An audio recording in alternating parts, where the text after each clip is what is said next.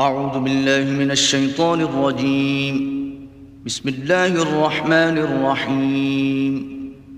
الحمد لله رب العالمين الرحمن الرحيم مالك يوم الدين إياك نعبد وإياك نستعين اهدنا الصراط المستقيم صراط الذين أنعمت عليهم غير المغضوب عليهم ولا الضالين.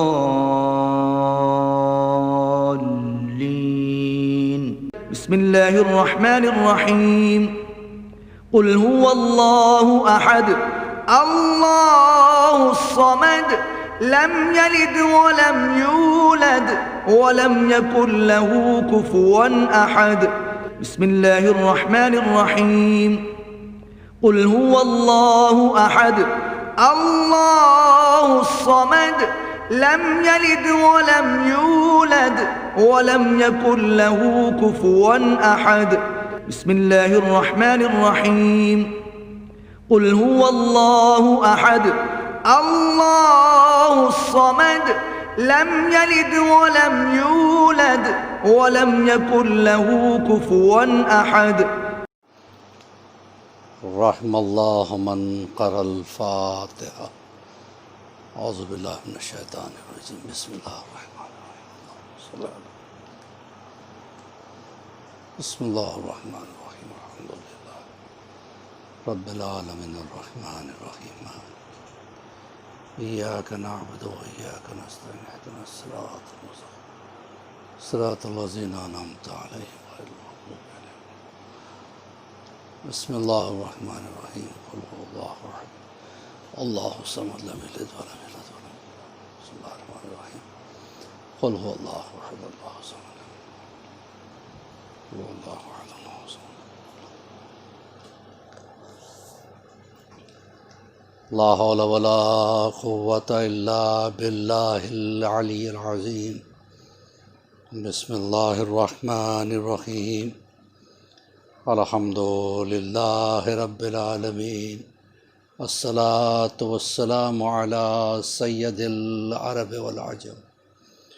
جسمہ مقدس معطر مطہر منور.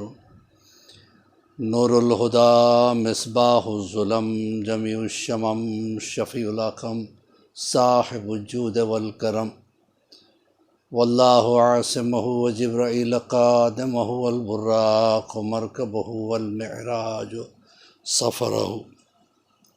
وسدرۃ المنتہی مقامہ وقاب قوسین مطلوبہ والمطلوب.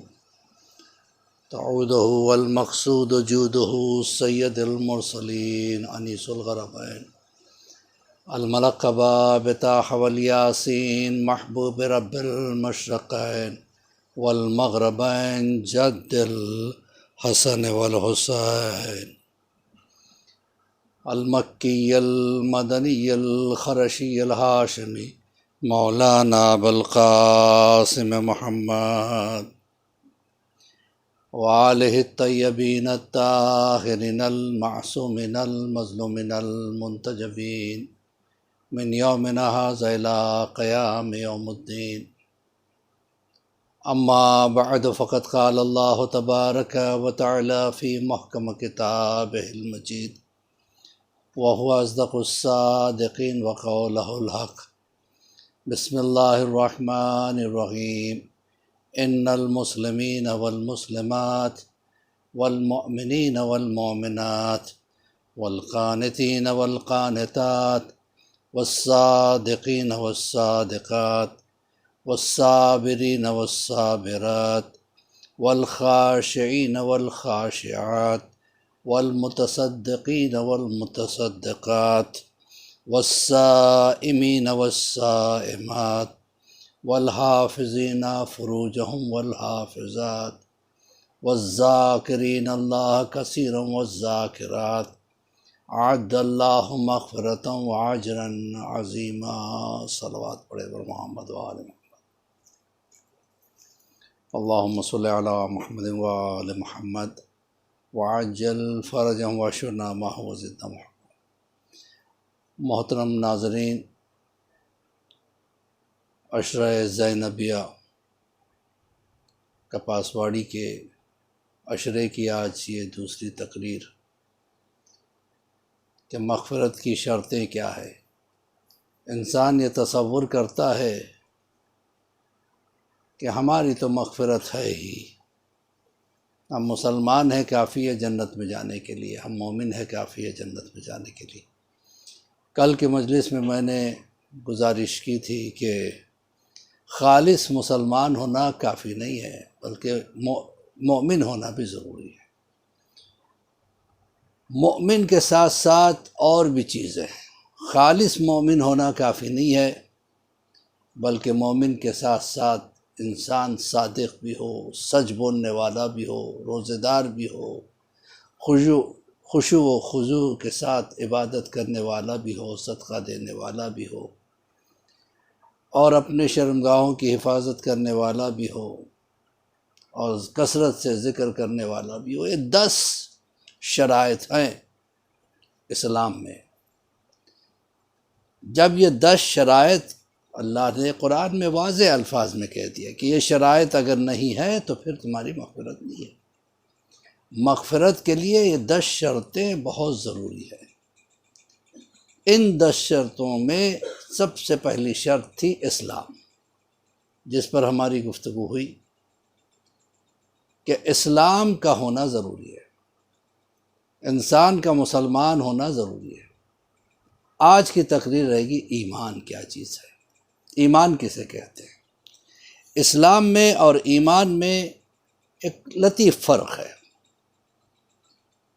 پہلی بات تو یہ کہ مسلمان وہ ہے جس کے ہاتھ، زبان یا آنکھ سے کسی کو تکلیف نہ ہو۔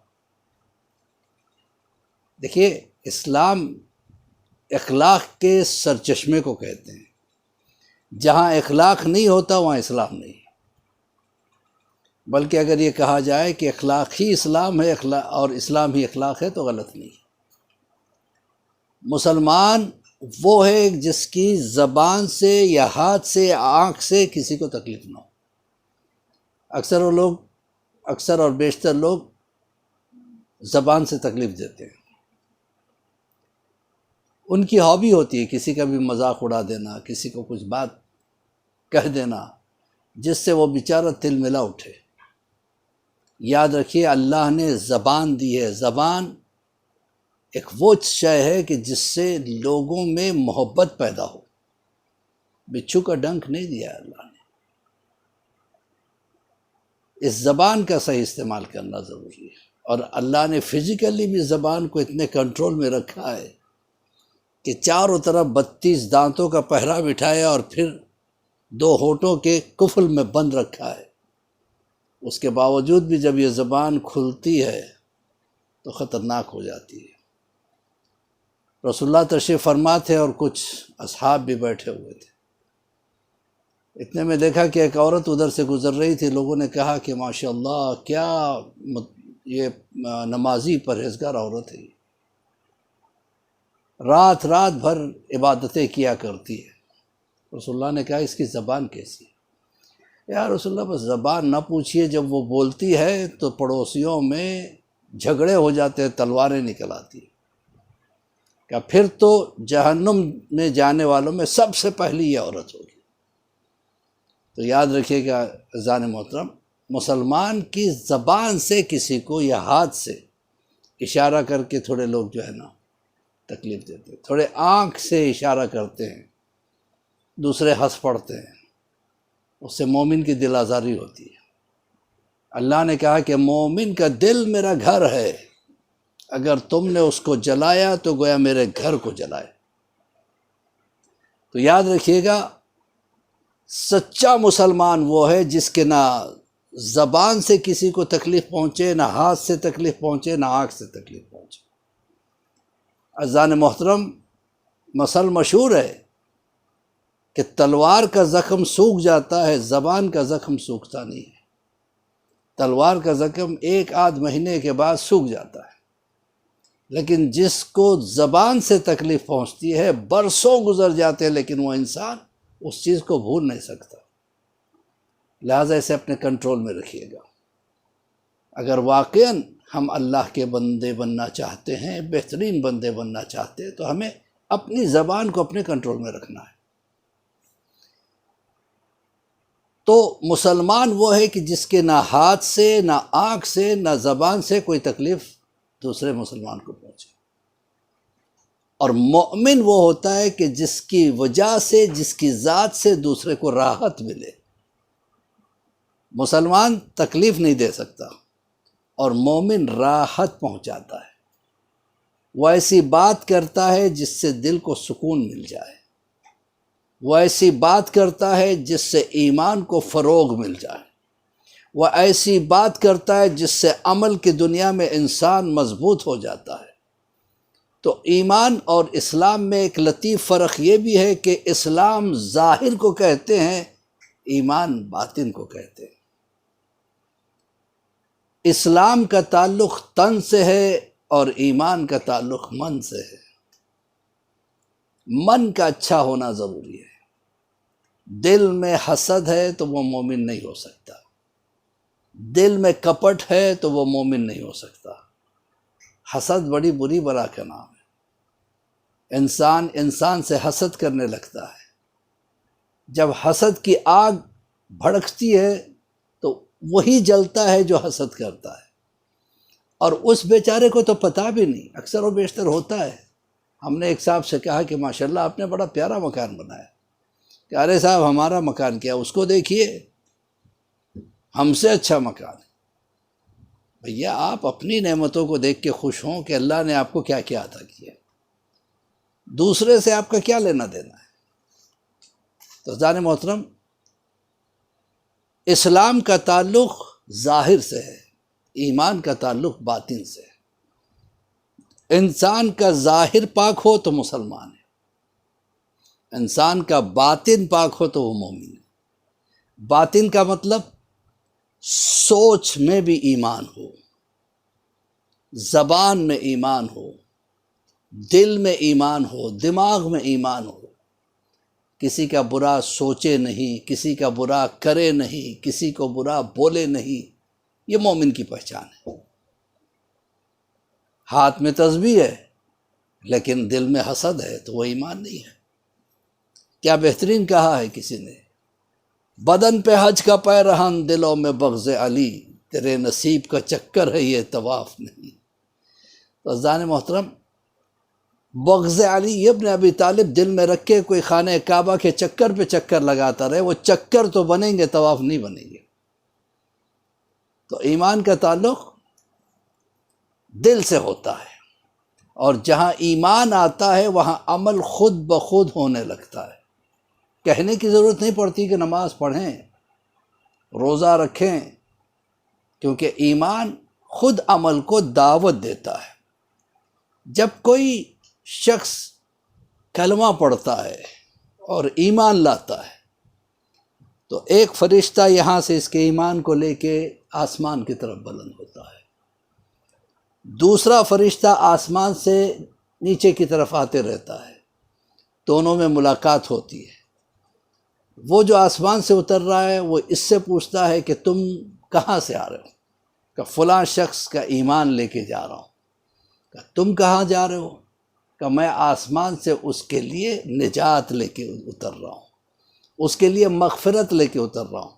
وہ ایمان لایا، اللہ نے اس کے سارے گناہ معاف کر دیے، وہ ایسے ہو گیا جیسے ابھی ماں کے پیٹ سے پیدا ہوا ہے۔ یہ ہے ایمان۔ ایمان جب انسان ایمان میں کی منزل پہ آتا ہے تو اللہ اس کے سارے گناہ معاف کر دیتا ہے۔ اور ایمان بہت قیمتی شے ہے۔ ایمان اتنا قیمتی ہے کہ انسان اس کے اوپر ساری دنیا کو بھی داؤ پہ لگا دے تو کم ہے۔ دیکھیے، انسان زندگی بھر محنت کرتا ہے، مزدوری کرتا ہے، اس کے بعد 4 پیسے کماتا ہے اور اس جسم کو راحت دینے کی کوشش کرتا ہے۔ جب یہی جسم بیمار ہو جاتا ہے تو پھر وہ پیسے جو محنت اور مزدوری سے کمائے تھے پانی کی طرح بہا دیتا ہے۔ جان بچ جائے، پیسہ اور کما لیں گے۔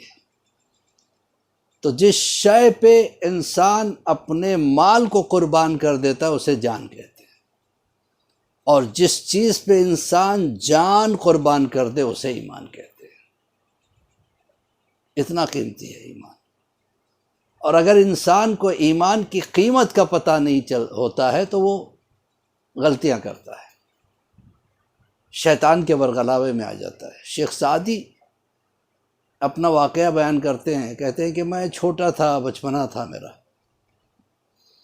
مجھے میری ماں کی سونے کی انگوٹھی بہت پسند تھی، اکثر میں ضد کیا کرتا تھا کہ اماں میں پہنوں گا اس کو، مجھے دے۔ ایک دن ماں نے اس کو دیا مجھے کہ پہنو، لیکن خبردار اس کی حفاظت کرنا، یہ معمولی انگوٹھی نہیں ہے، بہت قیمتی ہے، سونے کی انگوٹھی۔ میں نے کہا ہاں اماں فکر نہ کریں، میں اس کی حفاظت کروں گا۔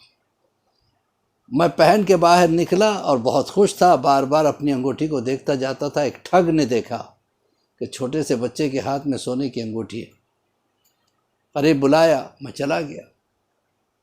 اس نے کہا کہ دیکھو میرے پاس گڑ ہے، اسے چکھو۔ چکھا، کیسا ہے؟ کہا میٹھا ہے۔ اب ذرا اپنی انگوٹھی کو چکھ کے بتاؤ۔ چکھا، کیسی ہے؟ میٹھی ہے؟ کہا نہیں میٹھی تو نہیں ہے۔ کہا پھر؟ کہا ذائقہ ہی نہیں ہے۔ کہ تم وہ بے ذائقہ انگوٹھی مجھے دے دو اور میٹھا گڑ میں تمہیں دے دیتا ہوں۔ جھانسے میں آگے اس کے دے دیا۔ ماں نے جب دیکھا کیا ہے، انگوٹھی غائب، گڑ ہاتھ میں۔ تو جب قیمت کا پتہ نہیں چلتا ہے تو انسان جو ہے نا کو اس کی ویلیو کا اندازہ نہیں ہوتا ہے۔ شیخ سعدی کو پتہ نہیں تھا کہ سونے کی انگوٹھی کی قیمت کیا ہے، لہذا گڑ سے ایکسچینج کر کے آ گئے۔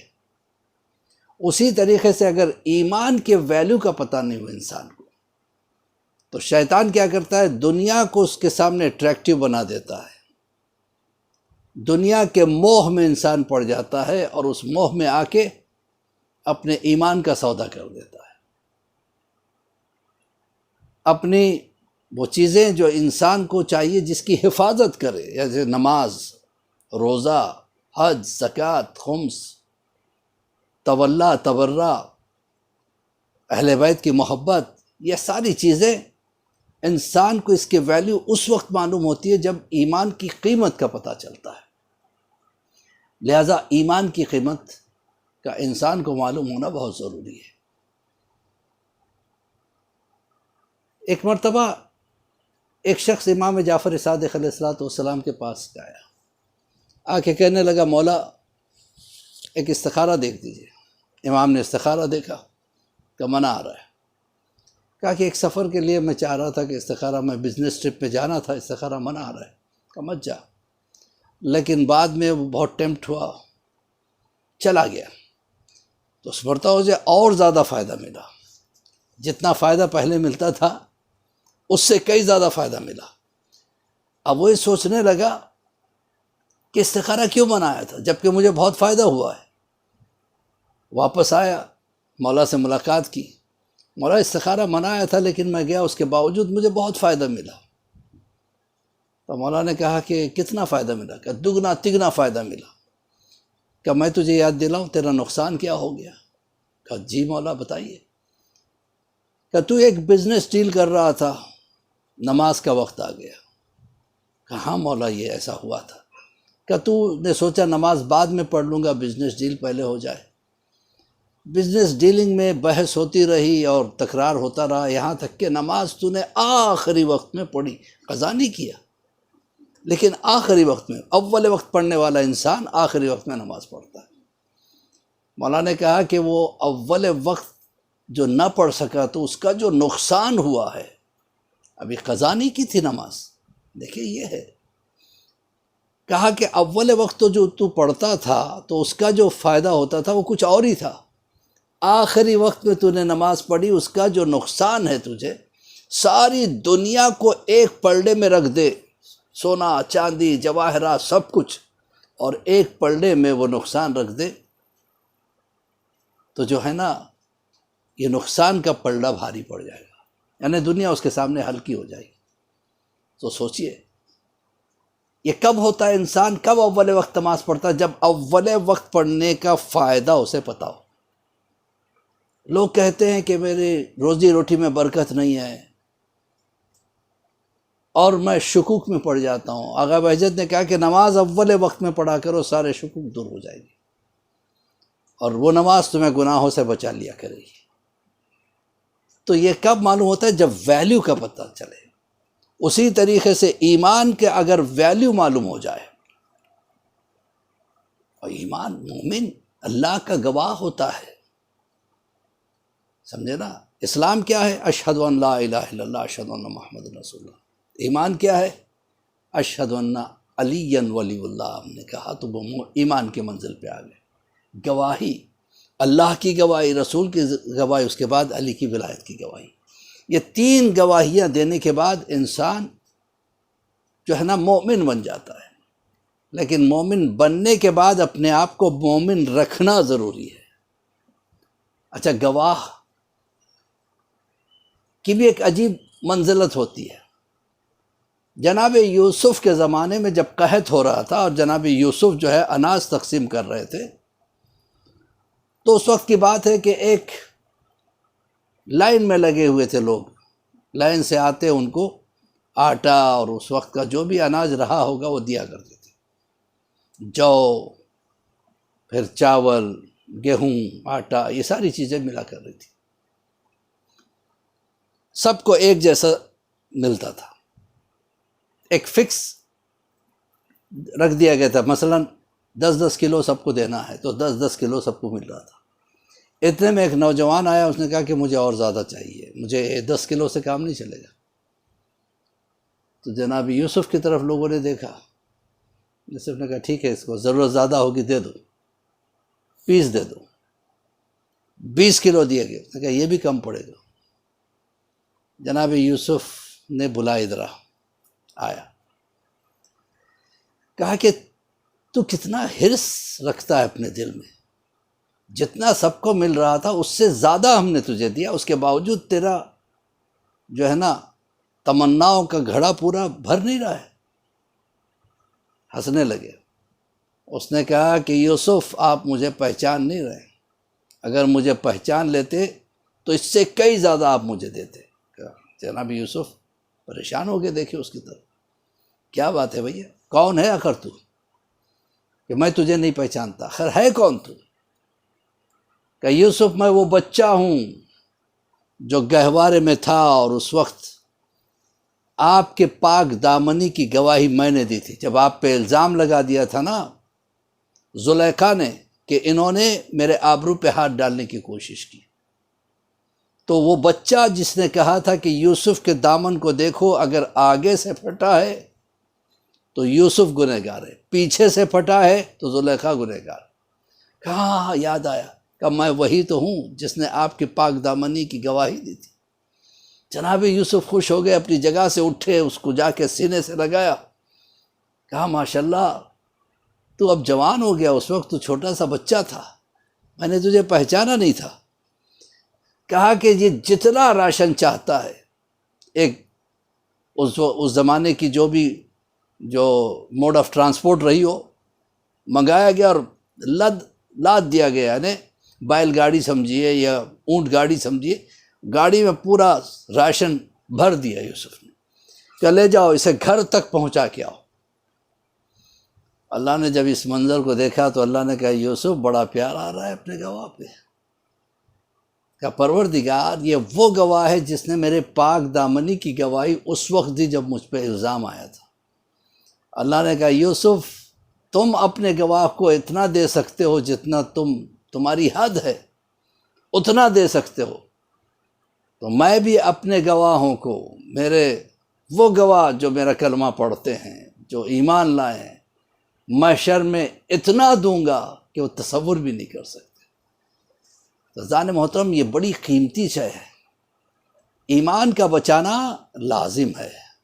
اگر ایمان ہی نہیں رہا تو پھر اس کے بعد کچھ بھی نہیں رہا۔ اس کے ساتھ ساتھ ایمان بھی کیسا؟ غیب پر ایمان۔ قرآن کیا کہتا ہے؟ الف لام میم ذالک الکتاب لا ریب فیہ ھدی للمتقین الذین یؤمنون بالغیب۔ یہ ہدایت کرتی ہے کتاب، کس کی؟ ان لوگوں کی، ان متقیوں کی جو غیب پہ ایمان رکھتے ہیں۔ تو اسلام کے درجات ہے۔ سب سے پہلا درجہ جس نے کلمہ پڑھ لیا، دوسرا درجہ کلمے کے ساتھ ساتھ مومن بن گیا، تیسرا درجہ ایمان کی منزل میں وہ ثابت قدم رہا، یعنی جس چیز کی ضرورت ہے ایمان کی منزل میں قائم رہنے کی، وہ منزلیں وہ طے کرتا رہا، مثلا سچائی، صداقت، استقامت، اور یہ ساری چیزیں عمل کے میدان میں۔ تو پھر اس کے درجات ہیں، اسی لیے جناب سلمان کو سلمان و منا اہل بیت کہا گیا، کیونکہ ایمان کے 10ویں درجے پہ فائز تھے۔ جناب ابو ذر 9ویں درجے پہ فائز تھے، جناب سلمان فارسی 10ویں درجے پہ فائز ہے۔ میں اس سے پہلے کپاس واڑی کے عشرے میں یہ چیزیں پڑھ چکا ہوں، جناب سلمان اور ابو ذر کی باتیں، اب میں اس چیز کو نہیں لانا چاہتا بیچ میں، لیکن کہنے کا مقصد یہ ہے کہ جو غیب پہ ایمان رکھتا ہو وہ درجہ الگ ہی ہے، عظیم درجے کا نام ہے غیب پر ایمان۔ سب کچھ غائب ہے، جنت غائب ہے، اس پہ ایمان ہے جی، دوزخ غائب ہے، اس پہ ایمان ہے، اللہ غائب ہے، اس پہ ایمان ہے، قیامت غائب ہے، اس پہ ایمان ہے، محشر غائب ہے، اس پہ ایمان ہے، قبر کی منزل غائب ہے، اس پہ ایمان ہے۔ تو جتنی چیزیں ہیں غیب، سب پہ ایمان، حتیٰ کہ امام غائب ہیں ان پہ بھی ایمان ہے۔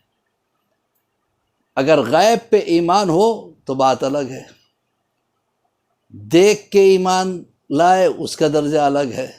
مثال دے دوں، جناب بہلول دانا ایسی حرکتیں کرتے تھے جس سے لوگوں تک پیغام پہنچے،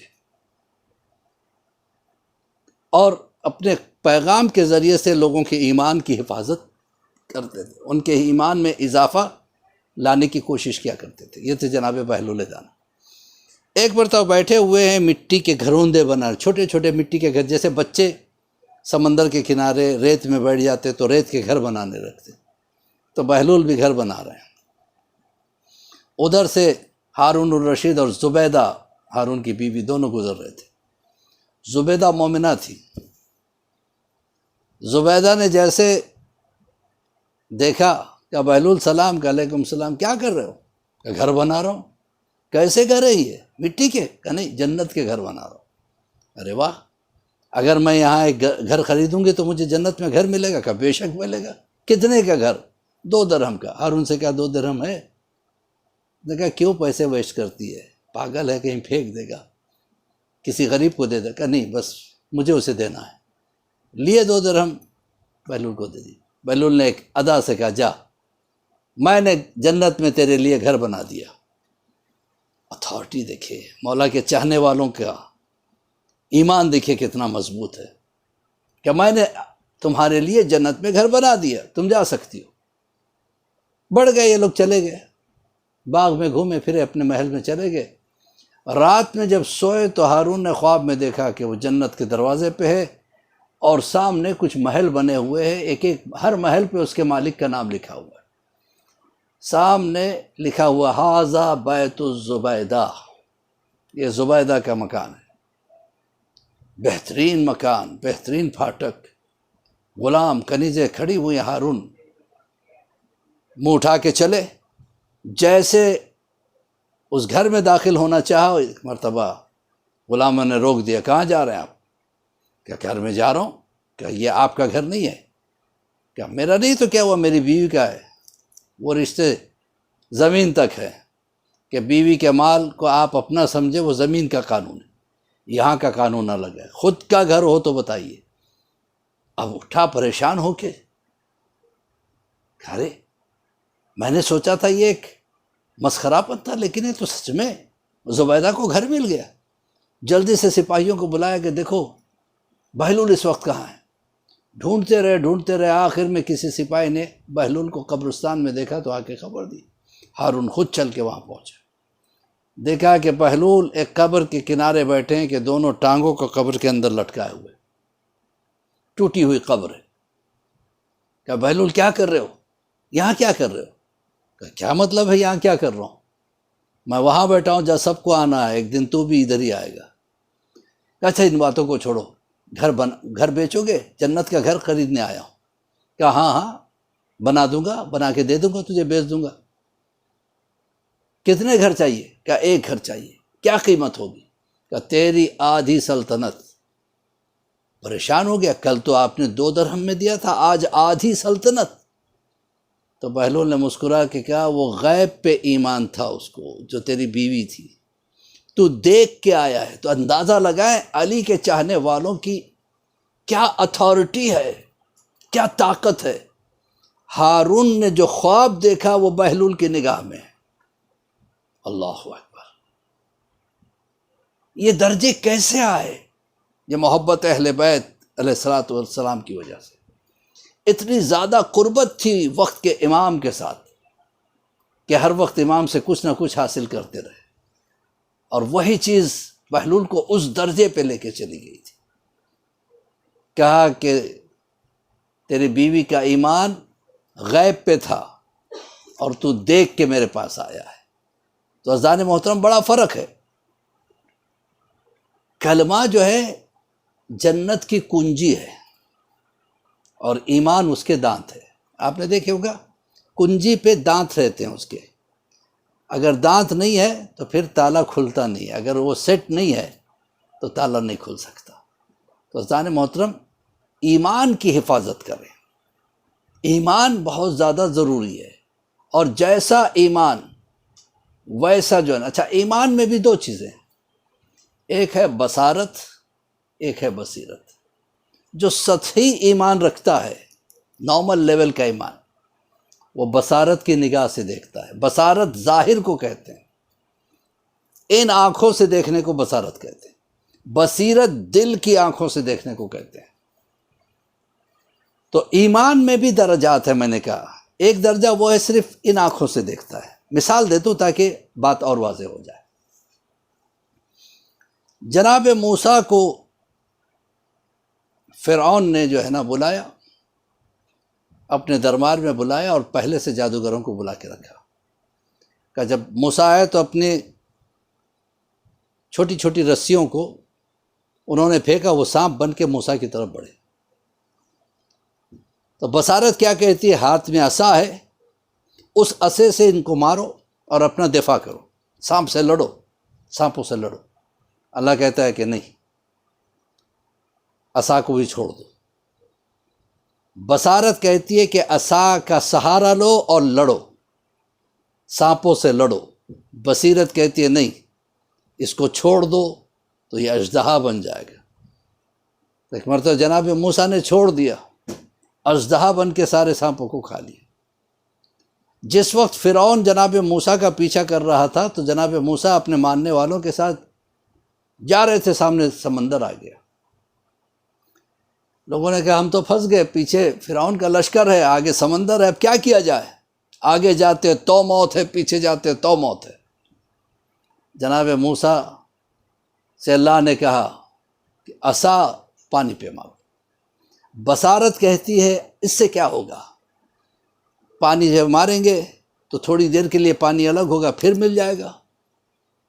لیکن بصیرت کہتی ہے نہیں، اگر اللہ نے کہا ہے تو پورا بھروسہ رکھو، شک نہ کرنا۔ جہاں انسان میں شک آ جاتا ہے وہیں سے اس کا ایمان ڈگمگانے لگتا ہے۔ جناب موسیٰ نے بصیرت کو فالو کیا، بصارت کو فالو نہیں کیا۔ نتیجہ یہ ہوا جیسے عصا کا پانی پہ مارنا تھا، اس میں راستے پیدا ہو گئے، 12 راستے، لیکن منزل ایک تھی۔ پھر جب یہ کراس کر دیے اور فرعون ڈوب گیا اپنے لشکر کے ساتھ، اور جناب موسیٰ دوسرے پار نکل گئے، پھر پیدل چلتے رہے صحرا میں، چلتے چلتے ایک جگہ تھک گئے۔ موسیٰ کے چاہنے والوں نے کہا کہ اے موسیٰ، ہم بھوکے بھی ہیں، پیاسے بھی ہیں، سب سے پہلے ہمیں پانی پلائیے ورنہ ہم مر جائیں گے۔ تو انہوں نے کہا پروردگار میں کیا کروں؟ کہ سامنے پتھر ہے، اس کو مارو عصا سے۔ بصارت کہتی ہے اس عصا سے پتھر کو ماروں گا تو عصا ٹوٹ جائے گا، اور پتھر سے کہاں پانی میں نکلتا ہے، لکڑی سے مارنے سے تھوڑی پانی نکلے گا۔ لیکن بصیرت کہتی ہے نہیں موسیٰ، تمہیں فالو کرنا ہے اللہ کے حکم کو، لہٰذا شک نہ ہو، تردد نہ ہو۔ جناب موسیٰ نے پتھر کو مارا، اس میں سے پانی نکلا، بہترین چشمہ، سب پینے لگے۔ تو کہنے کا مطلب یہ ہے کہ عام مومن وہ ہوتا ہے جو بصارت کو فالو کرتا ہے، لیکن جس کے درجے ایمان کے بڑھ جاتے ہیں وہ بصیرت کی نگاہوں سے دیکھتا ہے، بصارت کی نگاہوں سے نہیں دیکھتا۔ تو عزیزان محترم، ایمان کا مطلب کیا ہے؟ اللہ پہ پورا پورا بھروسہ۔ جناب مریم جس وقت بچے کو لے کے آئیں، جناب مریم سے اللہ نے کہا، مریم نے دعا کی، پروردگار اب مجھ سے اگر سوال کیا جائے تو میں کیا کروں؟ کہ تم خاموشی کا روزہ رکھ لو، کوئی اگر کچھ سوال کرے تو بچے کی طرف دکھا دینا۔ ایک معصوم ہے جناب مریم کے پاس، کتنا بھروسہ! جب آئے بچے کی طرف دکھا دیا، بچے نے کہا انی عبداللہ وآتانی الکتاب وجعلنی نبیا، میں اللہ کا بندہ ہوں، اللہ نے مجھے کتاب عطا کیا اور مجھے جو ہے نا نبی بنا کے بھیجا ہے۔ سب واپس چلے گئے، لیکن کانفیڈنس دیکھے جناب مریم کا، جس کے پاس ایک معصوم ہو تو اتنا بھروسہ، ہمارے پاس 14 معصوم ہے، کوئی نجف میں ہے، کوئی سامرہ میں ہے، کوئی کاظمین میں ہے، کوئی کربلا میں ہے، کوئی مشہد میں ہے۔ تو عزیزان محترم، ہمیں کتنا بھروسہ ہونا چاہیے اپنے معصومین پر اور اللہ پر۔ جس کے پاس ایک معصوم ہو تو اللہ پہ اتنا بھروسہ، جس کے پاس 14 معصومین ہو تو کتنا بھروسہ ہونا چاہیے۔ تو عزیزان محترم، اگر آپ قرآن اٹھا کے دیکھیں، کئی چیزیں ایسی نظر آئیں گی مثالی جس میں اللہ پہ بے حد بھروسہ۔ جناب موسیٰ کی ماں، ادھر فرعون سے کہہ دیا گیا کہ تیرے حکومت میں ایک ایسا بچہ پیدا ہوگا جو تیرے حکومت کا تختہ پلٹ دے گا۔ فرعون نے کہا بچے کو پیدا ہونے ہی نہیں دوں گا، جب پیٹ میں ہوگا تو مار ڈالوں گا۔ کتنی حاملہ عورتوں کو ایسی دوائی دی گئی جس سے پیٹ کے اندر کے بچے مر گئے، اور جو پیدا ہوئے ہیں ان کے بارے میں روایتوں میں ملتا ہے 70,000 بچوں کو قتل کیا گیا، بے گناہ بچے، چھوٹے چھوٹے بچوں کو جا کے، پوری حکومت میں بچے ختم ہو گئے۔ کتنا ڈر رہا تھا فرعون کہ میری حکومت کا تختہ نہ الٹ دے، لہٰذا جتنے بھی بچے سب مار دیے گئے۔ جو بھی پیدا ہوتا، بیٹا ہوتا تو مار ڈالا جاتا، بیٹی ہوتی تو چھوڑ ڈالی جاتی۔ اس طرح سے 70,000 بچے مر گئے، لیکن اللہ نے کہا کہ فرعون تیری ضد ہے کہ بچہ پیدا نہ ہو، میری ضد ہے کہ بچہ پیدا ہو۔ اب پالے گا بھی تو ہی، گھر تیرا ہوگا، محل تیرا ہوگا، بچہ ہمارا پلے گا۔ اللہ جسے اٹھانا چاہے اسے کوئی گرا نہیں سکتا، اور جسے خدا گرا دے کوئی اٹھا نہیں سکتا۔ جناب موسیٰ بھی شکم مادر میں ہے، جب دایا دیکھنے کے لیے آئی تھی تو اللہ نے موسیٰ کو پشت کی طرف بھیج دیا، واپس چلی گئی۔ جب بچہ پیدا ہوا تو پریشان ہو گئی، اب کیا ہوگا؟ بچہ جب پیدا ہوتا ہے تو روتا بھی ہے، آوازیں بھی نکالتا ہے، اڑوس پڑوس کے لوگوں کو پتہ چل جائے گا کیا ہوگا۔ نتیجہ یہی ہوا، کسی نے جا کے خبر کر دی کہ یہاں ایک بچہ پیدا ہوا ہے۔ سپاہی آئے، جب سپاہی آئے تو ایک مرتبہ جناب موسیٰ کی والدہ کو وحی آئی کہ اس بچے کو تنور میں ڈال دو۔ چلتے ہوئے تنور میں جناب موسیٰ کی ماں نے ڈال دیا۔ کتنا بھروسہ اللہ پہ! آگ گلزار ہو گئی، آ کے دیکھ کے چلے گئے، سپاہی چلے گئے، تو اب حکم ہوا کہ بچے کو صندوق میں ڈال کے نہر میں چھوڑ دو۔ صندوق میں ڈال کے نہر میں چھوڑا۔ اب جیسے پانی ایسے بہہ رہا ہے، تو ہوتا کیا ہے، جو بھی چیز پانی میں پڑتی ہے وہ ایسے اس کے ساتھ ساتھ بہتی، لیکن صندوق اپوزٹ سٹریم پہ چل رہا تھا، پانی یوں بہہ رہا ہے، صندوق ایسے جا رہا تھا، محل کی طرف جا رہا تھا۔ جناب موسیٰ کی ماں پریشان ہوگی، بیٹی سے کہا بیٹی ذرا جا کے دیکھ، یہ تو ادھر جا رہا ہے، ادھر خطرہ ہے، لیکن مجھے میرے اللہ پہ بھروسہ ہے۔ اب بیٹی دوڑتی رہی صندوق کے ساتھ ساتھ، جب جو ہے نا فرعون کی بیوی جناب آسیہ کی نگاہ جب اس صندوق پہ پڑی تو اس صندوق کو لے آؤ، کھولا تو خوبصورت بچہ، خوش ہو گئی۔ انہیں کوئی اولاد نہیں تھی کہ پروردگار تو نے مجھے بہترین بیٹا دے دیا۔ اس سے بڑھ کے کیا چاہیے؟ فرعون کو جب پتہ چلا تو واپس آیا کہ یہ کیا کیا تم نے؟ میں نے سنا تم نے ایک بچے کو گود لیا ہے۔ کہا کہ ہاں بہت پیارا بچہ ہے۔ کہا دکھاؤ۔ جیسے دیکھا اللہ نے اس کے دل میں محبت ڈال دی۔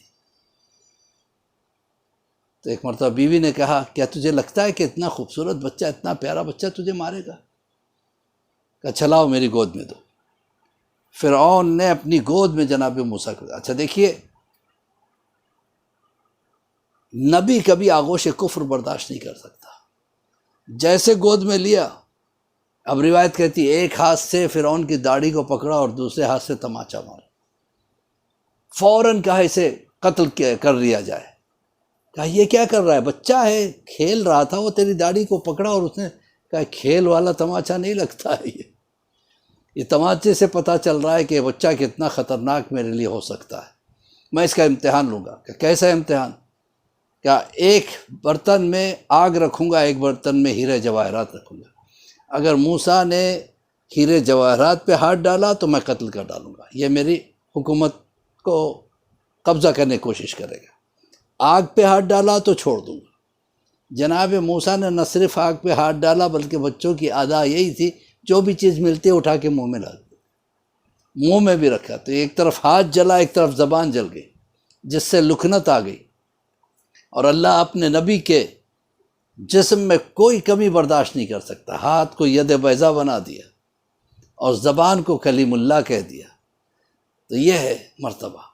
تو بھروسہ ہونا چاہیے۔ کتنا بھروسہ تھا جناب موسیٰ کی ماں کو اللہ پہ۔ ادھر جناب موسیٰ جب پہنچے فرعون کے گھر میں، دایاؤں کو بلایا گیا، کسی کا دودھ ایکسیپٹ نہیں کیا۔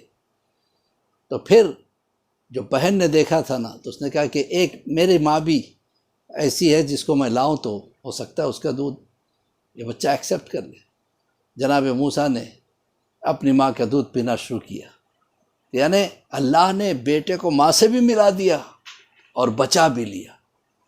اس کا مطلب کیا ہے؟ اللہ پہ جب بھروسہ کوئی مومن کرے تو اللہ اس کے بھروسے کو ٹھیس نہیں پہنچاتا، برابر اس کے بھروسے کو قائم رکھتا ہے۔ تو آپ سوچیں کہ جناب آسیہ کا ایمان کتنا پختہ تھا، کتنا بھروسہ تھا، اور جناب آسیہ کے مقابلے میں فرعون کی گود ذرا سی دیر کے لیے موسیٰ نے برداشت نہیں کی، فوراً تماچا مار دیا۔ تو آپ سوچیں جب موسیٰ جیسا نبی کسی کافر کے آغوش کو برداشت نہیں کر سکتا تو فقر موسیٰ محمد مصطفیٰ صلی اللہ علیہ وسلم کس کی آغوش میں پلے؟ جناب ابو طالب کی، کبھی گود میں، کبھی کندھے پہ، کبھی سینے پہ، کبھی پشت پہ۔ اس سے پتہ چلتا ہے کہ جناب ابو طالب کا مقام کیا ہوگا۔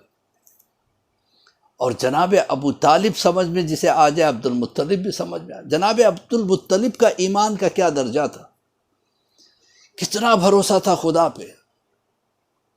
جب لوگ دوڑے ہوئے جناب عبد المطلب کے پاس آئے، آ کے کہا کہ اے عبد المطلب، ہم نے کبھی ہاتھیوں کا لشکر نہیں دیکھا، یہ تو ان سے جنگ کرنا بہت مشکل کام ہے۔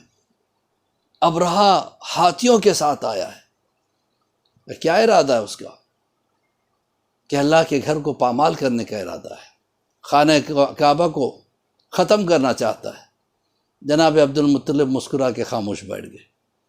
ارے آپ خاموش ہیں؟ کہ کیوں؟ کہ آپ کو پریشانی نہیں؟ کہ کہے کی پریشانی؟ جس کا گھر ہے وہ حفاظت کرے گا۔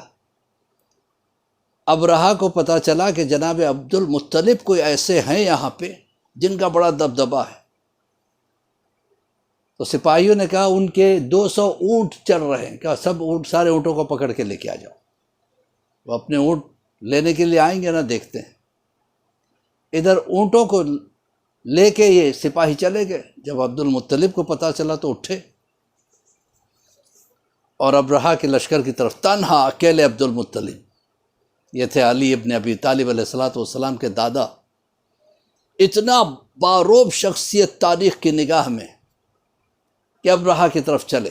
ادھر ابرہہ نے ایک چھوٹا سا دربار بنایا تھا، ایک بہت بڑا ٹینٹ لگایا، اس میں دربار بنایا تھا، اس میں سب بیٹھے ہوئے تھے۔ ابرہہ کے پاس ایک خونخوار ہاتھی تھا۔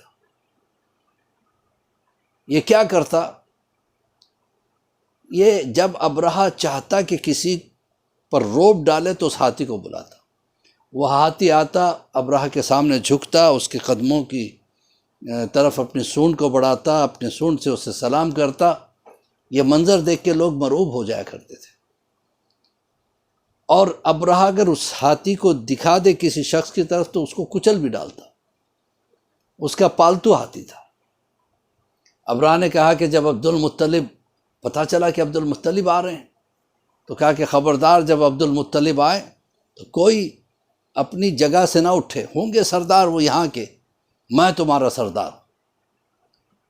بس یہ ہوا کہ جیسے جناب عبدالمطلب اس بڑے سے خیمے میں داخل ہوئے ابرہہ کے دربار میں، تو رعب و دبدبہ ایسا تھا کہ سب سے پہلے ابرہہ کھڑا ہو گیا۔ ابرہہ کو کھڑا ہوا دیکھ کے سب کھڑے ہو گئے۔ اس کے بعد جناب عبدالمطلب نے کہا بیٹھو، سب بیٹھے۔ ابرہہ شرمندہ ہو گیا، میں کیوں کھڑا ہو گیا؟ وہ کون سی طاقت تھی جو مجھے اٹھا کے کھڑا کر دی؟ اس نے اشارہ کیا کہ ہاتھی کو چھوڑا جائے۔ ہاتھی کو چھوڑا تو بجائے اس کے کہ وہ ابرہہ کی طرف جائے اور ابرہہ کے قدموں کو چومے، ہاتھی عبدالمطلب کی طرف آگے بڑھا، ان کے قدموں کو چوما اور ان کو سلام کرنے لگا۔ ابرہہ پریشان ہو گیا، آج ہاتھی کو کیا ہو گیا ہے؟ عبدالمطلب نے کہا ہاتھی پہچانتا ہے کہ میں کون ہوں۔ تو یہ تھا کتنا بھروسہ اللہ پہ کہ جس کا مکان ہے وہ خود جانے، مجھے اس سے کیا لینا دینا۔ ابرہہ نے پوچھا آپ نے کیسے زحمت کی؟ کہا میں اپنے اونٹ لینے کے لیے آیا۔ ابرہہ نے کہا میں نے تو سوچا آپ یہ کہنے کے لیے آئے ہیں کہ اللہ کے گھر کو پامال نہ کیا جائے اور چھوڑ دیا جائے۔ تو عبدالمطلب نے کہا کہ اونٹوں کا مالک میں ہوں، مجھے اس کی فکر ہے۔ کعبہ کا مالک اللہ ہے، اسے اس کی فکر ہے۔ اسے کہتے ایمان۔ ایمان کا مضبوط ہونا ضروری ہے، اور جتنا ایمان مضبوط ہوتا ہے اتنا بھروسہ انسان کا بڑھتا ہے۔ ایمان میں دوسری چیز، پہلی چیز تو ہے کہ اللہ پہ بھروسہ رہے، دوسری چیز زبان کا میٹھا ہونا ضروری ہے۔ کڑوی زبان نہیں ہونی چاہیے انسان کی، محبت سے پیش آئے، خاص کر غریبوں سے محبت سے پیش۔ اور کبھی کبھی محبت جو کام کر دیتی ہے وہ کام پیسہ بھی نہیں کرتا۔ ایک آفیسر ہوا کرتا تھا، وہ ٹرین کا سفر کرنے جا رہا تھا، اور جب اسٹیشن پہنچا تو کافی لیٹ ہو چکا تھا، پریشان ہو گیا۔ جلدی جلدی اس نے دوڑ کے جو ہے نا آگے بڑھ کے گاڑی پکڑنے کی کوشش کی، اور تو پتہ چلا کہ گاڑی دوسرے پلیٹ فارم پہ آ رہی ہے۔ تو کلی والا وہیں پہ تھا، اس کو اپنی بریف کیس دے دی، کہا جلدی سے چلو گاڑی میں مجھے پہنچا دو۔ کلی والا بیچارہ کمزور تھا، سوٹ کیس وزنی تھا، اس نے اٹھایا اور دھیرے دھیرے وہ چل رہا تھا۔ یہ آدمی چونکہ بغیر لگیج کے تھا، جلدی سے گیا، گاڑی پکڑ لی، گاڑی چھوٹ گئی۔ اس نے دیکھا کولی والا جو ہے پیچھے رہ گیا ہے، تو اس نے بھی گاڑی چھوڑ دی، اتر گیا۔ اسے بہت غصہ آیا۔ آفیسر کہتا ہے مجھے بہت غصہ آیا، لیکن کیا کرتا، ٹرین تو جا چکی تھی، اب میں اپنا غصہ اس بیچارے مجبور غریب پہ اتاروں تو کیا ملے گا مجھے؟ ملنے کا تو کچھ نہیں ہے۔ لیکن جب وہ کلی والا اس کے سامنے آیا تو کانپ رہا تھا، ڈر کے کانپ رہا تھا۔ اس نے کہا کوئی بات نہیں، کندھے پہ اس کے ہاتھ رکھا، ڈرو مت، گاڑی نہ چھوٹی ہے، کوئی بات نہیں، کل پھر سے ہم گاڑی پکڑ لیں گے۔ دوسرے دن گاڑی تھی۔ کلی والے نے کہا، اس نے جب پیسہ دینا چاہے نے منع کر دی کہ نہیں صاحب، کل میں آپ کو گاڑی چڑھا دوں گا، تب پیسے دینا۔ دوسرے دن بہت پہلے کلی والا آ گیا تھا، اور اس کا سامان لے کے پہلے سے ہی وہاں پہنچ گیا تھا جہاں گاڑی آنے والی تھی۔ جب گاڑی آئی تو اس کو سوار کرایا اور گاڑی میں بٹھایا، اس کا سامان بھی رکھا۔ پیسے دینا چاہے تو کلی والے نے ہاتھ جوڑ دیا، کہا آپ کا کل کا جو بیہیویئر تھا، کوئی اور ہوتا تو مجھ پہ چلاتا، ڈانٹتا، ڈپٹتا، ہو سکتا ہے تماچا بھی مار دیتا، لیکن آپ نے اتنے محبت کے ساتھ میرے کندھے پہ ہاتھ رکھا، اس سے آپ سے میری انسیت ہو گئی ہے، محبت ہو گئی۔ تو آپ دیکھیے، جب انسان محبت سے پیش آتا ہے تو پھر وہاں محبت جو کام کر جاتی ہے وہ دولت بھی کام نہیں کرتی۔ اسی طرح سے آپ کو اور بھی بہت ساری مثالیں مل سکتی۔ امام حسن علیہ الصلوۃ والسلام کی زندگی کی مثال دیکھیے۔ امام حسن علیہ الصلوۃ والسلام بیٹھے ہیں، چاہنے والوں کے ساتھ بیٹھے ہوئے، اتنے میں ایک شامی آیا، بدتمیزی کرنے لگا، اول فول بکنے لگا۔ جو اصحاب تھے انہیں غصہ آیا، انہوں نے چاہا کہ آگے بڑھ کے اس کا جواب دے، امام حسن نے روک دیا، رک جاؤ، یہ جو کہہ رہا ہے نادانی سے کہہ رہا ہے، یہ ہمیں جانتا نہیں ہے، اس کا اور میرا معاملہ ہے، تمہیں خاموش رہنا ہے۔ امام خاموش ہے، وہ بولتا رہا، جب بولتے بولتے تھک گیا، اس نے کہا کہ آپ بھی کچھ کہیں گے؟ کہا تو شاید یہاں اجنبی ہے، پہلی بار آیا ہے۔ کہا میں شام سے آیا ہوں۔ میں جانتا ہوں، تو ہمیں جانتا نہیں۔ کہ نہیں، میں نے جو کچھ آپ کے بارے میں سنا اس حساب سے میں نے بات کی آپ سے۔ کہ ٹھیک ہے، تو نے اپنے حساب سے بات کی نا، اس کو چھوڑ دے۔ میں نے اس کو بالکل برا نہیں مانا، کیونکہ تو مجھے نہیں جانتا، مجھے نہیں پہچانتا، تو ہمارا مہمان ہے، تو بھوکا ہوں گا، پہلے تو نہا لے۔ گھر بھیجے، مہمان خانے میں اتارا گیا، نہلایا دھلایا، اس کے بعد اسے اچھے کپڑے دیے، اچھی چیزیں کھلائی۔ شامی پریشان ہو گیا، کہنے لگا کہ سرکار، یہاں آپ کے پاس آنے سے پہلے میں آپ کا بدترین دشمن تھا، لیکن آپ کے پاس آ جانے کے بعد میں آپ کا بہترین دوست بن گیا ہوں، میں آپ کا بہترین غلام بن گیا ہوں۔ آپ کے اخلاق نے مجھ پر اتنا اثر کیا جس کی انتہا نہیں۔ اور یہی کردار امام زین العابدین علیہ الصلوۃ والسلام کا بھی ملتا ہے۔ مولا زین العابدین علیہ الصلوۃ والسلام کربلا کے بعد کا واقعہ ہے کہ اپنے چاہنے والوں کے ساتھ ایک صحرا سے گزر رہے تھے، کہا کہ یہاں پہ خیمہ لگایا جائے، خیمہ لگا۔ تو اس وقت دیکھا کہ ایک آدمی ادمری حالت میں پڑا ہے، کہا اسے لے کے آؤ۔ اس کے منہ پہ پانی چھڑکا گیا، تھوڑا سا ہوش میں آیا، کہا اس سے پہلے کچھ کھلاؤ پلاؤ۔ اس نے جو غور سے دیکھا، امام زین العابدین کو پہچان لیا، یہ کوئی معمولی انسان نہیں تھا جو آیا تھا، یہ ملعون وہ تھا جس نے جناب علی اکبر کے سینے میں برچھے کو مارا تھا، جس سے برچے کا پھل ٹوٹ کے جناب علی اکبر کے سینے میں رک گیا تھا، اٹک گیا تھا۔ خاموش رہا، ڈر رہا تھا کہ کہیں امام کو پتہ چلے گا تو کیا ہوگا۔ جناب مختار کے ڈر سے یہ جتنے قاتلان امام حسین تھے، سب جنگلوں میں، بیابانوں میں، صحراؤں میں بھاگ گئے تھے، ان میں سے یہ بھی تھا۔ اب اسے ڈر شروع ہوا، اس وقت تو امام مجھے کھلا رہے ہیں پلا رہے ہیں، جب انہیں پتہ چل جائے گا تو مار ڈالیں گے۔ سوچ کے آدھی رات کو چپکے سے نکل رہا تھا کہ ایک مرتبہ امام نے اس کے کندھے پہ ہاتھ رکھا، کہا تیرے پیر پھولے ہوئے ہیں، زخمی ہے پیدل چلتے چلتے، تو ایسا کر میرا ناقہ لے لینا، اور یہ کھانے پینے کے سامان لے لینا، یہ پانی کا انتظام میں کر دے رہا ہوں۔ اب اتنی عطا دیکھی تو ایک مرتبہ پریشان ہو کے امام کے قدموں پہ گر گیا، کہ مولا شاید آپ نے مجھے پہچانا نہیں کہ میں کون ہوں۔ امام رونے لگے، کہنے لگے کیسے میں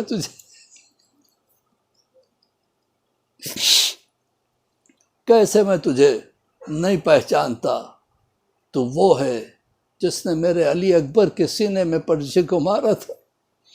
عزیزو، جناب علی اکبر کی جب شہادت کی خبر ملی ہے نا، اتنا صدمہ ہوا تھا مادر جناب علی اکبر کو کہ جب علی اکبر کی میت لائی گئی، حسین نے پوچھا کہ اکبر کی ماں کہاں ہے؟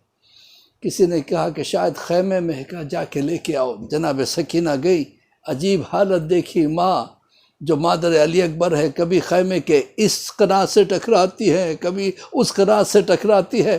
تو سکینہ نے تڑپ کے کہا ماں کیا ہو گیا؟ کہا جب سے علی اکبر کے مرنے کی خبر میں نے سنی ہے، میری آنکھوں کو کچھ نظر نہیں آتا۔